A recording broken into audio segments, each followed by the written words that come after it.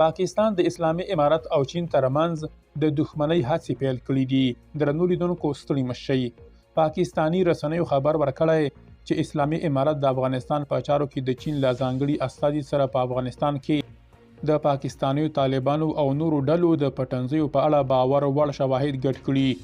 یاو شاو یونګ تېره ورځ په اسلام آباد کې د پاکستان د بهرنیو چارو وزارت له چارواکو سره خبرې وکړي. د ایکسپریس ټریبیون د راپور له مخې پاکستانیو چارواکو یاو شاو یونګ ته د پاکستانیو طالبانو او ورسره تړلو ډلو لخوا د افغانستان د خاورې د کارولو په اړه معلومات ورکړي دي. په دې معلوماتو کې نوي شواهد هم ګډ دي چې څنګه د اسلامي امارت تر واک لاندې افغانستان د سیمې سوله او ټیکاو ګواښي.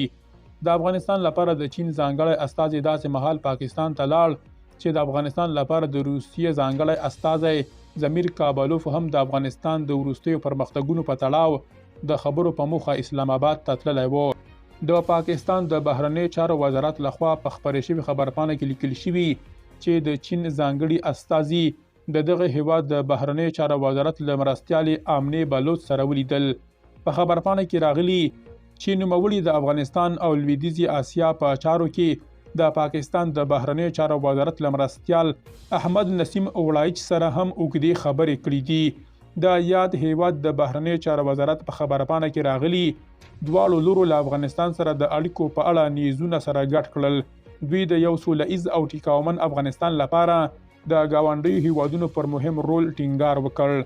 د ایکسپریس ټریبیون د راپور له مخې سرچینو ویلي چې پاکستان د چین استازي ته د افغانستان د اوسني وضعیت او د پاکستاني طالبانو او نورو ډلو لخوا د افغان خاورې د کارولو د څرنګتیا په اړه معلومات ورکړل. سرچینو ویلي چې په اسلام آباد کې چارواکو له چینایي استازو سره د افغانستان په خاوره کې د ترهګریزو ډلو د پټنځیو په اړه چې د پاکستان د امنیت لپاره ګواښ دي باور وړ شواهد ګډ کړي دي. درنو لیدونکو له ملتیا مؤمنن.